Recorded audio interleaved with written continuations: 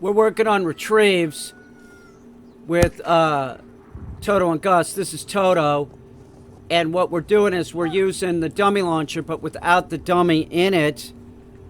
That's Katya in the red. And what she's doing is she's using the load in the dummy launcher, but then she's throwing it. And this causes a problem for both dogs because Toto's looking at her. She's throwing it, but Toto has to bring it to me.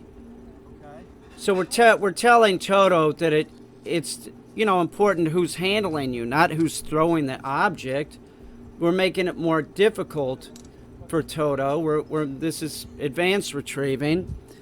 And the other thing that we're doing is that we're working with that gunshot because that causes excitement. We want to push the dogs past the point of excitement. So Katya's right now she's off pretty far to the side, and she's gonna get closer. We just don't know how we're both out there. Toto gets a little confused here on this retrieve.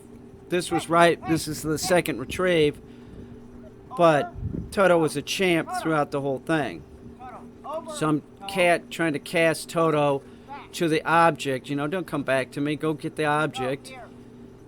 So, and she does. She becomes compliant. See? We haven't been doing this lately. We were working on other stuff. So now we're out in the field because it's going to be warm very soon and the snow's going to melt. We're going to use the dummy launcher. And that's the ultimate goal is what we're doing here is we're getting the dogs to work the dummy launcher. So if you use a starter pistol with a retrieve, that's the prelude to using the dummy launcher. But I don't have any loads for the starter pistol, so we're just putting dummy launcher loads in the dummy launcher and not using the dummy in the dummy launcher. See, she's just kind of using it like a starter pistol and then throwing it. Also, with throwing it, we have that option of like more control where we're going to throw it. It's not going to go as far. We can do the dummy launcher, wait a few seconds, and then throw the dummy. This is all stuff you need to go over with your dog. This is important, and you might say, well, why are you doing this? Are you going to hunt with this dog? It doesn't matter. I changed camera positions so you can get a better angle. But it really isn't important. Gus will probably never do the dummy launcher after he leaves. Probably never.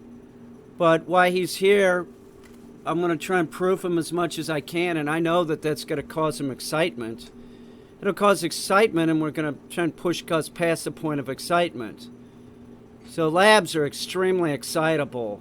Like any dog is easy to excite, but a lab, come on, man. They're ridiculous. So that friendly dog, that's excitable, they end up in shelters like all the time. That's the most common AKC breed is a lab. And I'll tell you something, the statistic, I say it all the time, and that's 46% of all puppies that are acquired in the first year are given up. 50% of the dogs that people get, the puppies, 50% of the people don't want them within a year.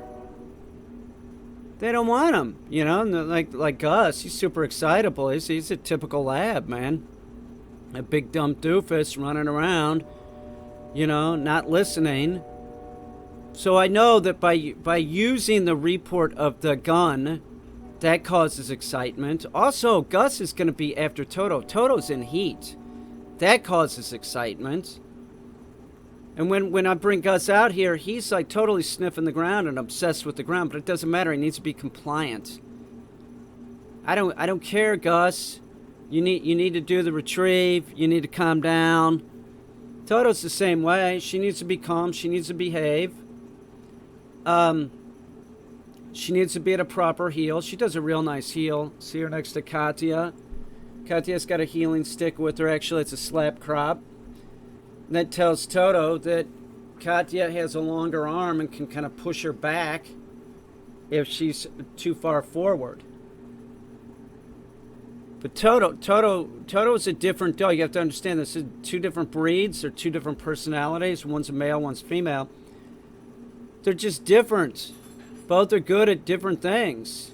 Toto goes and gets it and then comes directly back. Gus will overshoot it, you know, making this big production. See how Toto does a real nice heel coming in?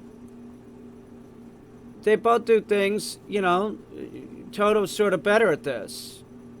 I'm not saying that Gus can't be better at this. Gus is extremely fast. Gus needs to...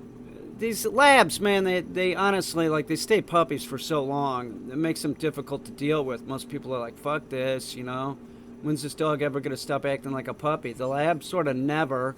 But you could have a 3.5, 4-year-old finished lab, you know, as far as like a waterfowl dog goes. You got to look at 3.5, 4 years. They're not going to be at a year. You could take them out and hunt with them. There's no way. At 2 years, you're not going to have a lab that's worth much. They're just big doofuses. It takes a while for him to get it. He can do this as good as Toto. There's just this thing about, like, see, the Australian cattle dogs, they start acting more adult quicker. By the time the dog's a year old, the cattle dog's acting like an adult, where the lab at a year old is still acting like a puppy. So you have to stay on the lab, you know, but you got to stay on the Australian cattle dog too. I'm not saying that she doesn't do stuff. She's got attitude. See how she's bending down, not giving Katya the dummy? That's bullshit. It's pissing Katya off. You shouldn't be doing that, toters, and I'm sure that Katya was giving her a ration of shit too. Don't do that, Toto. Dogs are hardwired to do that, to make sure that you're competent. They'll kind of fuck with you, give you refusals and stuff. That's what Toto was doing to Katya. But so you can see Katya can handle the dog just fine. Toto's totally compliant for her. She goes on the retrieve. She's going right back to Katya. This is an important thing for the dogs to grasp, that one person can throw the thing, but it's the handler that they come back to. It's not the person throwing it. We're causing excitement. That's key. There's a lot of times we do things to cause excitement to make sure that the dog is going to be stable. We need the dog to be as stable as possible. Sit means sit. That's all it means. Everything's taught as an implied stay. I throw the retrieve. That doesn't mean that Toto gets to go and get it. Now, coming up here, Toto's going to be screwing up. And you're going to see Katya walk out and she's using what's called denial. She's not letting the dog go on the retrieve because Toto screws up. So Toto's going to screw up. I believe we start putting her in the down position. And she's sort of non-compliant. She's sort of looking at me. I do the dummy launcher. She's okay on this one. And then she goes and gets the retrieve. But she'll screw up here. She'll screw up here, and you'll see what I'm talking about. Now, there's the 3 Ds of dog training: denial, diversion, and delay. You see delay when I shoot the dummy launcher, I throw the dummy, and then Katya makes the dog wait. That's delay. So see, she's screwing up. She's sort of like standing in front of Katya. See, Katya's pushing her back with her leg.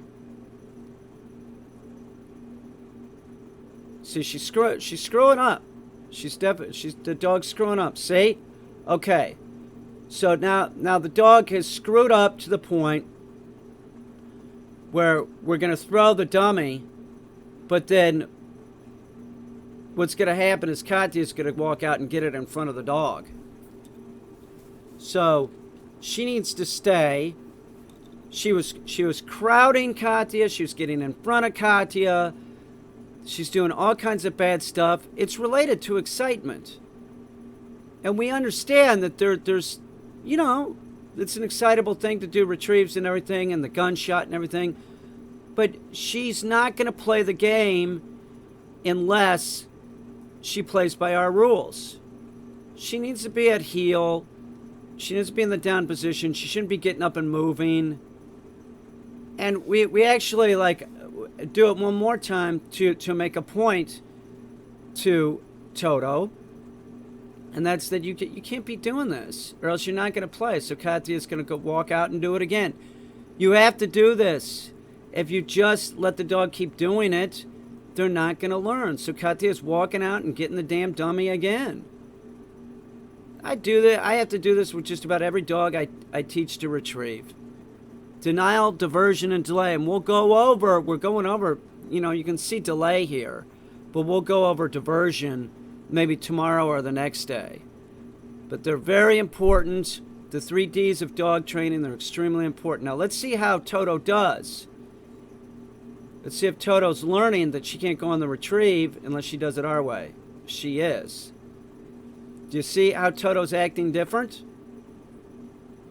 Toto's totally acting different. This is Gus. And to make it even harder for Gus, we just had Toto out here and Toto is in heat. So notice how he's sniffing the ground? It's making it more difficult for the dog, but we're trying to push the dog past the point of distraction and excitement. You see how he goes out there? He's not really paying attention. He's going to drop the object. Look at his whole like body language. It's like you might say, oh, that's cute and everything. Well, he's not paying attention. Look at what he's doing. He didn't bring me the retrieving item. Did you see the way that Toto would bring the retrieving item in? Should spin into heel. Now Gus has a tendency to get real excited. He drops the object. You know, he has a tendency to screw up. He's a typical Labrador. He's about a year old, and they just stay puppies longer. Toto is acting more like an adult. These are big, dopey, you know, excitable dogs with a lot of energy. You have to work these dogs. You can't just like have them in your house. They will tear your house up. You have to use a crate with the young lab for sure. If you let the dog out, it's going to eat your couch. A young lab for sure. You know, they're great. I've had many of them, and I grew up with these as a kid. But you have to take into consideration what it is, and it is a very sort of excitable dog. Now watch how fast he is too. He's a fast-moving dog. So when they're moving, like they can spin around and knock into older people. They can spin around and knock into children. There's this notion that labs, like people see, oh yeah, they're great guide dogs. Man, less than 1% of all labs are going to be guide dogs. Less than 1% of the puppies that are born from guide dogs can be guide dogs. Do you understand what I'm saying? Not every dog can be a guide dog. This is more like a high drive hunting dog. It's exactly how he is. He's good natured, but he's a typical lab. So we're trying to push Gus past this point of excitement and make him more compliant. Like I said, we're doing this with the report of the... See, he's just so excitable, and watch this. I think he's gonna drop it. No, he didn't. He didn't drop it there. But we're trying to make him excited by using the report of the dummy launcher and the fact that Toto, who is in heat, has been out here. So he's doing retrieves. So he likes to do retrieves. All this causes excitement. But we're trying to proof him so that he's more under control. He'll probably never do the dummy launcher after he leaves here. That's my guess.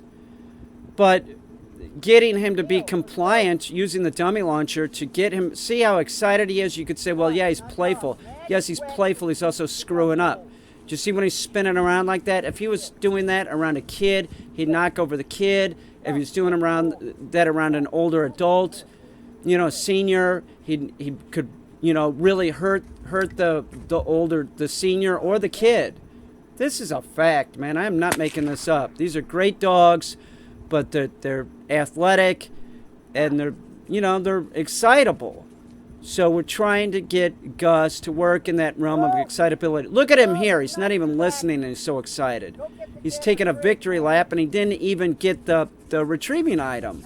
I'm like, what the fuck is that, Gus? Go back and get the goddamn retrieving item, would you please? Stop screwing around. Are you getting it, what I'm talking about? Like, the excited dog this is not something that's a plus. You want your dog to be as calm as possible. Excitement is, let me say this one more time, is the point where all dogs make mistakes. They bark, lunge, bite, or just don't listen. Just don't listen could be spinning around into somebody's leg, and then all of a sudden the person has to go to the hospital. He's got an 80-pound dog. He's going to be about 80 pounds. I've had labs hurt me. Are you kidding me? You're long lining a lab and they don't listen and they take off, man, they're going to pull you down into the dirt. That's a fact. You got a dog, you got a lab on a check cord and they're not listening or something, they can pull you down. It's imperative that the large active dog like this gets more compliance. And when you look at him dropping it, that is not compliancy. He is compliant because I'm saying no, but he's really screwing up. He's screwing up. By the end of this video, he's doing good. Take into consideration Toto's in heat. He's smelling he's smelling the ground. He's doing retrieves. He's got the report from the dummy launcher, but it doesn't matter. The dog needs to be compliant. I'm bitching him out right now. I'm like, you better knock that shit off, dude. Get it a proper heel, too. Quit fucking up. I'm bitching him out. Now I'm going to put him in the down position and see if that helps. But it does for a little bit, but then he's closer to the ground where Toto's been, and he's smelling it, and he becomes sort of obsessed with the snow. So, but we do this because we are going to be using him in the down position for the dummy launcher. So we want to go over this before we break the dummy launcher out, because when we use the dummy launcher with the dummy in it, you're talking about an extremely exciting thing. You have the report and you have the dummy leaving the dummy launcher, and you're very close to the dog. You're holding it in your hand. It's extremely exciting for the dog, and Gus has a tendency to screw up.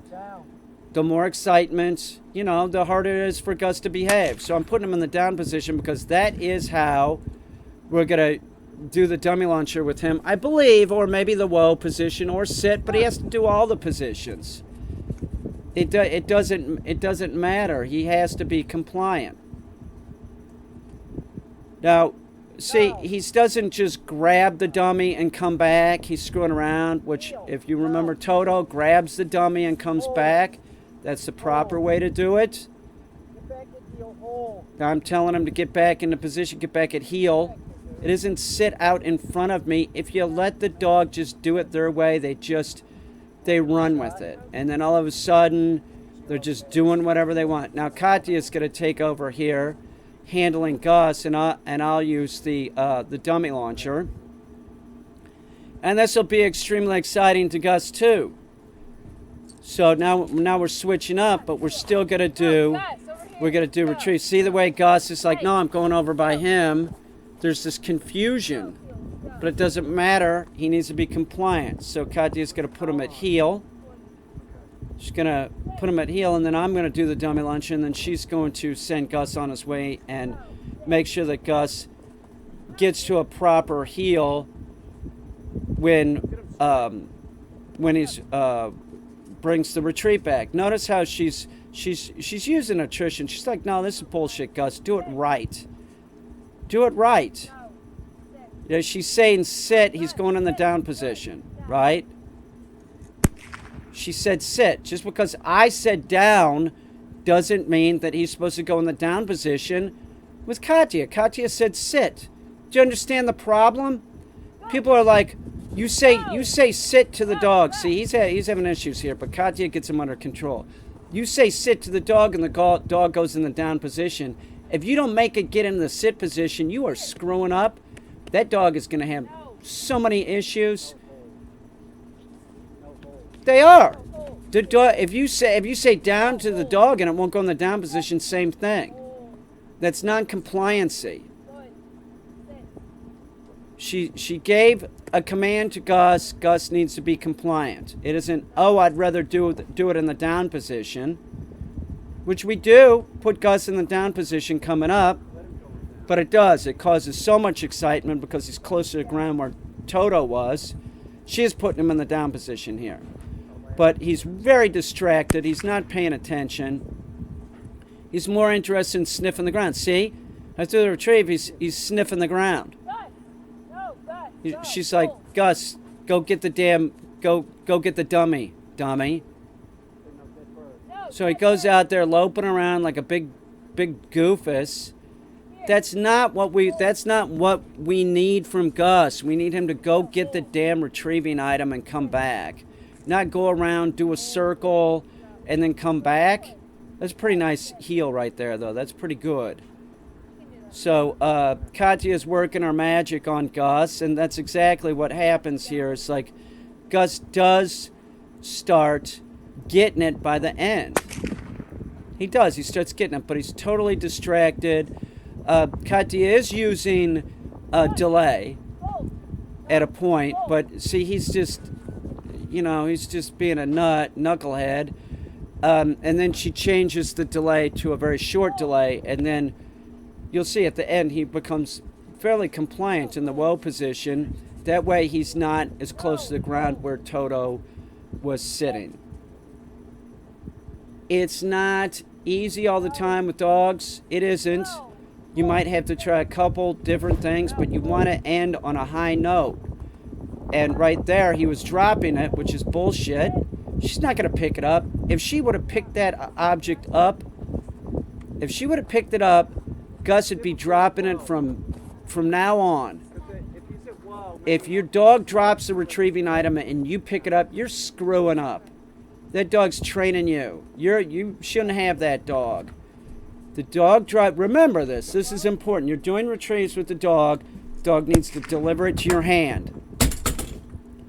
Oh, now she's working Gus at whoa. Watch this. He does much better here. He does much better starting out here. He does real good. But if your dog drops a retrieving item, you cannot pick it up. If you pick it up, that's the way that's going to be from now on. The dog's just going to drop it and you're going to be picking it up. So do not do that. That is very, very important. And that's why you teach the dog hold. Do you understand? That's why we teach the dog hold, because when you first start doing retrieves and you get a refusal, if that dog doesn't know the command hold, it gives you a refusal. How are you going to get the dog to pick it up?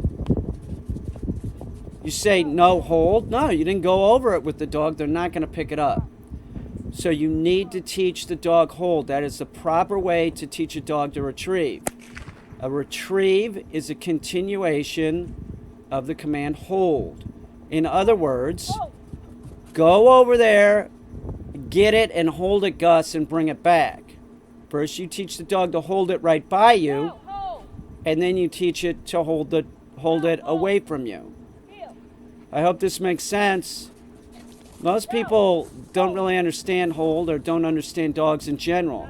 See, when he dropped it there, if he wouldn't know the command hold, Katya would have had no recourse. Here, she said no and repeated the command, no hold. He dropped it again. She's making him pick it up. You have to do this. If you don't do it, you're going to have a mess on your hands. And with a dog like Gus, it's not always easy. It isn't. But you got to stay on target with the dog. If you just start like, oh yeah, I'm too tired, I can't deal with the dog. Why did you get the dog? Why did you get the dog? Dogs are not about convenience. There's no dog that's about convenience. The cattle dog's not about convenience. The Labrador's not about convenience. The Maltese isn't about, none of them. And none of them are easy to train. Now, he's just meandering out there, and that's bullshit. Katya's like, get your fucking ass out there. Go get me my retrieving item. We're not done, Gus, and we're not going to stop. See, right now, there's no way we could stop because he's sort of, you know, being a tool. But we do see that he's doing better. So we're going to give him a little bathroom break here. We're going to let him go to the bathroom, give him the hurry, hurry command, and then we're going to go back into doing what we're doing right now. And that's exactly what takes place here. So we take a break with Gus, and then we go back to retrieving him. Watch how he responds. He just needs a few minutes. That's it. So she gave him the hurry, hurry command, right? He just needs a minute or two. So here the bathroom break is over. And watch how Gus responds now. He just needed a little bit of break. He needed to pee or whatever. Sometimes you take a little break and the dog starts responding. We need to end on a high note. We couldn't just stop. So let's see how he does here. He went out and got it. That's what we want him to do. We want him to go get it and come back. Also, he's at whoa. He's doing a pretty good whoa. It's much better, much better. Now, when we do the dummy launcher, we will do it in all positions. Sit, down, whoa.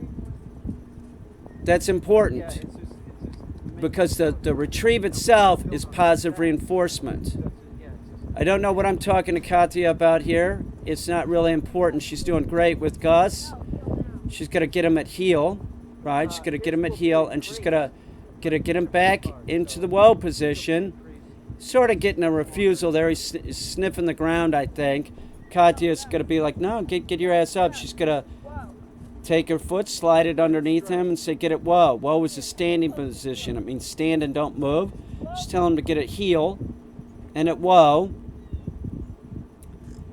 Here we go. There goes the dummy. He's wagging his tail, a slow wag. He's calm before he goes on the retrieve, and he's a rocket ship as soon as she releases him. That's what you want to see. You want to see the dog calm before they're going on the retrieve, because if he's bouncing around before he goes on the retrieve is positive reinforcement. You would be conditioning that excitement in the dog, and we don't want that. We need Gus to be calmer, not more excited. What we're doing is manipulating the dog's prey drive too. That's exactly what we're doing with both dogs. You make him calmer and you manipulate the drive. He still has a lot of drive. Do you see he has a lot of drive? There's a ton. When he first got here, he was confused. No drive. Now he's got drive. He's awesome. Good job, Gus.